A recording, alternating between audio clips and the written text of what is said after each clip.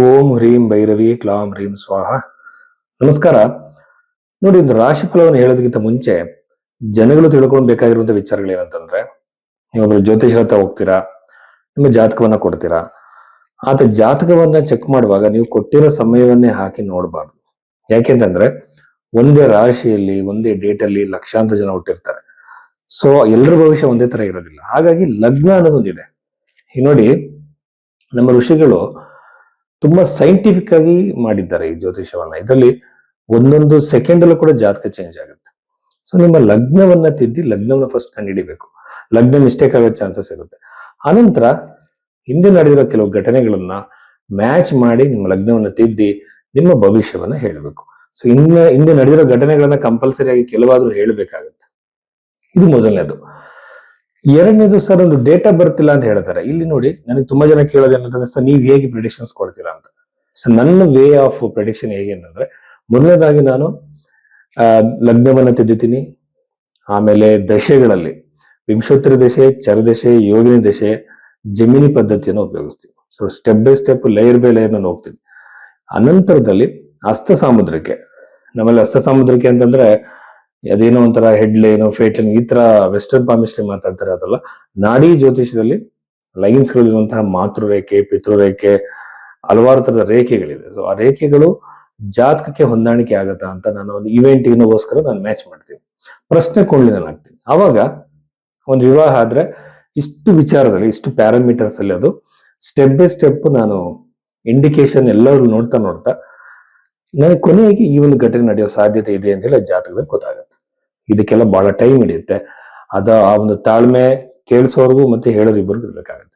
So ಈ ರೀತಿ ಹೇಳಿದಾಗ ಸೈಂಟಿಫಿಕ್ ಆಗಿ ಜಾತಕ ಫಲ ನಿರೂಪಣೆ ಕರೆಕ್ಟ್ ಆಗುತ್ತೆ. ಅದು ಬಿಟ್ಟು ನಾವು ನ್ಯೂಮರಾಲಜಿ ಪ್ರಕಾರ ನೀವು ಯಾವುದೋ ಒಂದು ಪೂಜೆ ಹೇಳ್ಬಿಡೋದು, ಯಾವುದೋ ಒಂದು ಪ್ರೆಡಿಕ್ಷನ್ ಹೇಳೋದು, ಅದರಲ್ಲಿ ಎರಡು ನಿಜ ಆಗತ್ತೆ, ಅವ ಜ್ಯೋತಿಷರಿಗೆ ಮಹಾವಿದ್ಯೆ ಕಲ್ತಿದ್ದಾರೆ ಅಂತ ಅನ್ಸೋದು, ಇವೆಲ್ಲ ತಪ್ಪು. ಸೊ ಈ ರೀತಿಯಲ್ಲಿ ಸೈಂಟಿಫಿಕ್ ವೇಯಲ್ಲಿ ಜಾತಕ ನಿರೂಪಣೆ ಮಾಡಿದಾಗ ಬಂದಂತಹ ಕ್ಲೈಂಟ್ಗೆ ಅವ್ರಿಗೊಂದು ಆಶ್ವಾಸನೆ ನಾವು ಕೊಡ್ತೀವಿ, ಧೈರ್ಯವನ್ನು ಹೇಳ್ದಂಗಾಗುತ್ತೆ, ಸತ್ಯವನ್ನು ಒಪ್ಕೊಳ್ಳೋದಕ್ಕೆ ಅವ್ರನ್ನ ಮೋಟಿವೇಟ್ ಮಾಡ್ದಂಗಾಗುತ್ತೆ.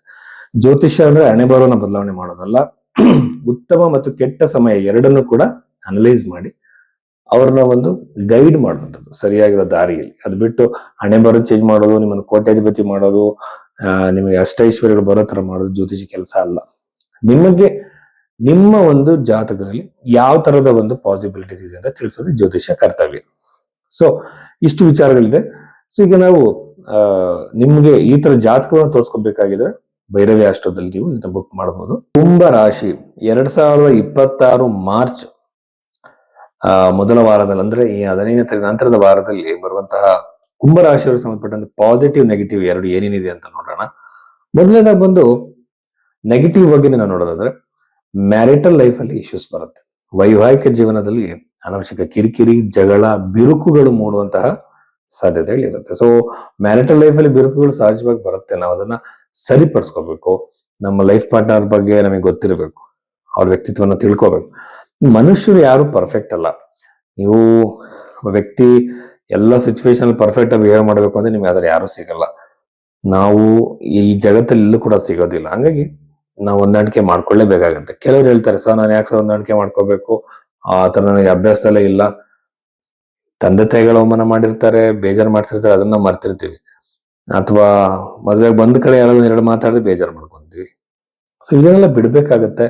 ಮನುಷ್ಯರನ್ನ ಕ್ಷಮಿಸೋದನ್ನ ನಾವು ಕಲ್ತಾಗ ಮ್ಯಾರಿಟಲ್ ಲೈಫ್ ಅಂತಲ್ಲ, ಎಲ್ಲದಲ್ಲೂ ಕೂಡ ಅನುಕೂಲ ಆಗುತ್ತೆ.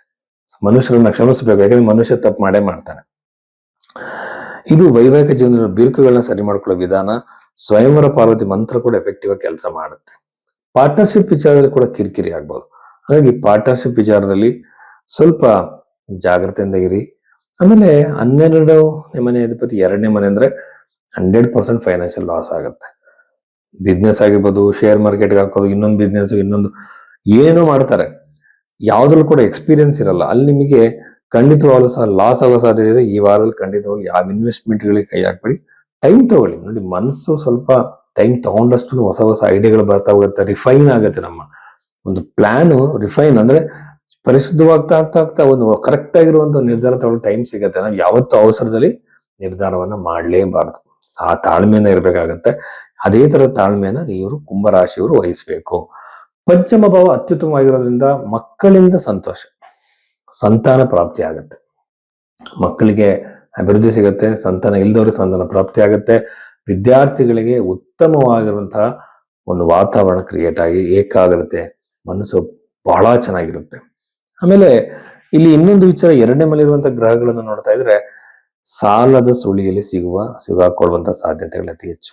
ಎಸ್ಪೆಷಲಿ ಪ್ರಾಪರ್ಟಿ ಖರೀದಿಯಾಗಿ ಆಗುವಂತ ಸಾಧ್ಯತೆ ಇದೆ. ಜಾಗ್ರತೆಯಿಂದಾಗಿರಿ ಅಷ್ಟೇ. ಆಮೇಲೆ ಹೊಸ ಉದ್ಯೋಗದ ಪ್ರಾಪ್ತಿ ಆಗುತ್ತೆ, ಇಂಟರ್ವ್ಯೂ ಕೊಟ್ಟಿದ್ರೆ ಅಲ್ಲೂ ಅನುಕೂಲ ಆಗುತ್ತೆ, ವಿದೇಶಕ್ಕೆ ಟ್ರೈ ಮಾಡ್ತಿದ್ರೆ, ಪ್ರಮೋಷನ್ ಟ್ರೈ ಮಾಡ್ತಿದ್ರೆ, ಟ್ರಾನ್ಸ್ಫರ್ ಟ್ರೈ ಮಾಡ್ತಿದ್ರೆ, ಎಲ್ಲ ತರದ ಪ್ರೋಗ್ರೆಸ್ ನಿಮಗೆ ಈ ಒಂದು ಕುಂಭರಾಶಿಲಿ ಹುಟ್ಟಿದಂಥವ್ರಿಗೆ ಆಗುತ್ತೆ. ಸೊ ಕುಂಭರಾಶಿಲಿ ಎಸ್ಪೆಷಲಿ ನಿಮಗೆ ದಶಾ ಪೀರಿಯಡ್ ಅನ್ನು ನೋಡ್ಕೊಂಡು ನಾವು ಅದನ್ನೆಲ್ಲ ಕ್ಯಾಲ್ಕುಲೇಟೆಡ್ ಮಾಡಿ ಬಂದು ಅದೇ ಇಂಡಿಕೇಶನ್ ಇಲ್ಲಿ ಬಂದ್ರೆ ಗ್ಯಾರಂಟಿ ಆಗಿ ಜಾಬ್ ಚೇಂಜ್ ಆಗುತ್ತೆ. ಸೊ ಅದು ಪಾಸಿಟಿವ್ ಚೇಂಜ್, ಅದ್ರ ಬಗ್ಗೆ ನೀವೇನು ತಲೆ ಕೆಡಿಸ್ಕೋಬೇಡಿ. ಬಟ್ ನಿಮ್ಮ ಒಂದು ದಶಮಾಂಶ ಬಹಳ ಹೆಂಗಿದೆ ಅಂತ ನೋಡ್ಬೇಕು. Strength of the 10th house, 10th house ತುಂಬಾ ಸ್ಟ್ರಾಂಗ್ ಆಗಿರೋದು, ರಾಜಯೋಗಗಳಿದ್ರೆ ದೊಡ್ಡ ಮಟ್ಟಕ್ಕೆ ಹೋಗ್ತೀರಾ, ಆವರೇಜ್ ಆಗಿದ್ರೆ ಆವರೇಜ್ ಮಟ್ಟದಲ್ಲಿ ಇರ್ತೀರಾ. ಇದು ನಮ್ಮ ನೋಡಿ ಯಾವಾಗ್ಲೂ ಅಷ್ಟೇ ಸರ್ ನಾನು ಎಫೆಕ್ಟ್ ಆಗ್ತೀನಿ ಅಂತೀವಿ, 5th ಎಲಿಮೆಂಟ್ ಒಂದು ಕೆಲಸ ಮಾಡುತ್ತೆ, ಅದು ಲಕ್ ಅನ್ನುವಂಥದ್ದು ಕರ್ಮದ ಮೂಲಕವಾಗಿ ಡಿಸೈಡ್ ಆಗುವಂಥದ್ದು. ಹಾಗಾಗಿ ಭಗವದ್ಗೀತೆಯಲ್ಲಿ ಭಗವಂತ ಏನ್ ಹೇಳ್ತಾನೆ, ನಿರ್ಲಿಪ್ತತೆ, ಸುಖ ದುಃಖಗಳನ್ನ ಈಕ್ವಲ್ ಆಗಿ ತಗೋ ಅಂತ ಹೇಳ್ತಾನೆ. ಸೊ ಇದನ್ನ ನಾವು ಫಾಲೋ ಮಾಡಬೇಕು. ಸುಖ ದುಃಖಗಳನ್ನ, ಫೇಲ್ಯೂರ್ ಸಕ್ಸಸ್ಗಳನ್ನ ಈಕ್ವಲ್ ಆಗಿ ತಗೋಬೇಕು. ಯಾಕೆಂದ್ರೆ ನಿಮ್ಮ ಸಕ್ಸಸ್ ನೀವು ಏನೇ ಎಫರ್ಟ್ ಹಾಕೋದು ಇನ್ನೊಂದು ಎಲಿಮೆಂಟ್ ಅಲ್ಲಿ ಕೆಲಸ ಮಾಡಿರುತ್ತೆ. ಹಾಗಾಗಿ ನಿರ್ಲಿಪ್ತವಾಗಿ ತಗೊಂಡ್ರೆ ಟೆನ್ಷನ್ ಇಲ್ಲ. ಸೊ ಈ ವಿಚಾರಗಳನ್ನ ಗಮನದಲ್ಲಿಟ್ಕೊಳ್ಳಿ ಕುಂಭರಾಶಿಯವರು.